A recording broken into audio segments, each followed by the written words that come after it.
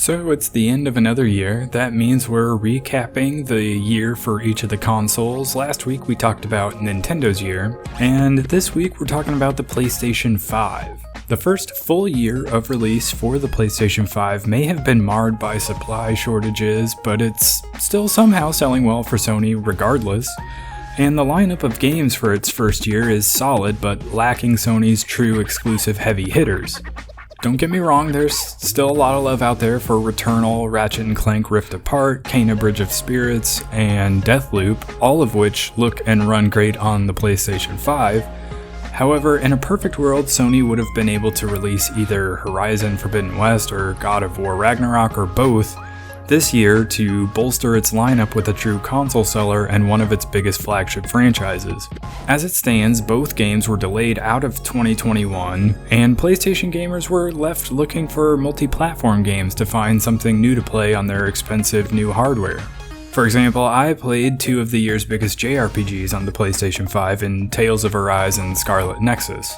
Elsewhere in Sony's lineup, it's a pretty similar story to Nintendo. Some great games got re-releases on the new console. The Final Fantasy VII Remake, Ghost of Tsushima, and Death Stranding all got re-released for the PlayStation 5 with visual upgrades and additional content.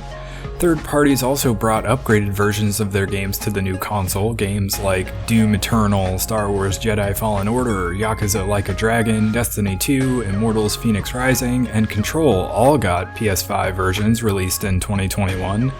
And big games from the past like Alan Wake and the Mass Effect trilogy also got remastered versions, though Mass Effect Legendary Edition is just a PS4 release that's playable on PS5. And Nier Replicant came out as something of a middle ground between remaster and remake, but again, only as a PS4 release that's playable on PS5. They're great games to have on the platform, especially for anyone new to PlayStation, but they're not Game of the Year contenders in 2021, at least not for me. And Sony's botching of the upgrade path from PS4 versions to PS5 versions of games has been a bad look for some time, even if Sony is starting to relent on some of those bad practices.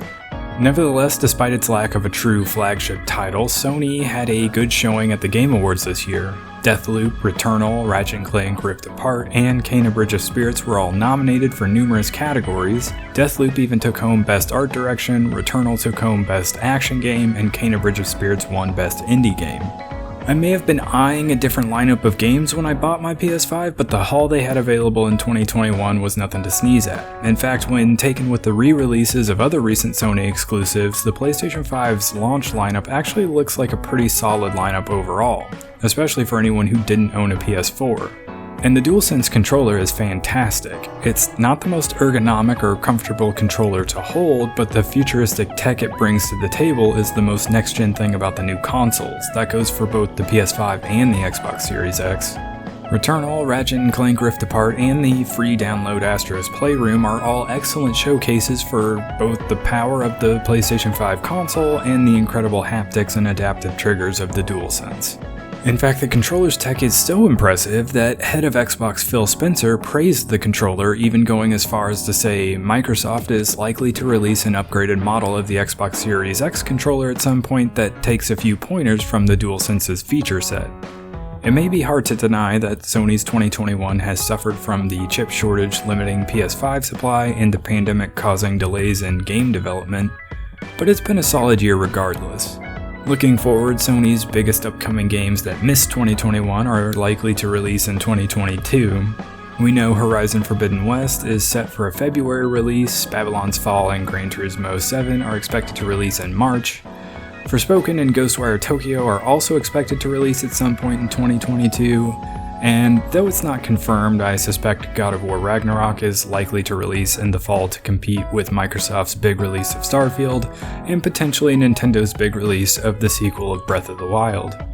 So far, there's still a lot of games without release dates, and the second half of 2022 is still a big question mark in terms of what will actually get released, but between Sony's flagship franchises and some big multi-platform games coming to the console, Sony could have an even better year next year. But that's going to do it for this one. Let me know what you thought of the PlayStation 5's first full year. Did I forget anything? Let me know in the comments. Leave the video a like if you enjoyed it. Hit the subscribe button for more videos, and I'll catch you on the next one.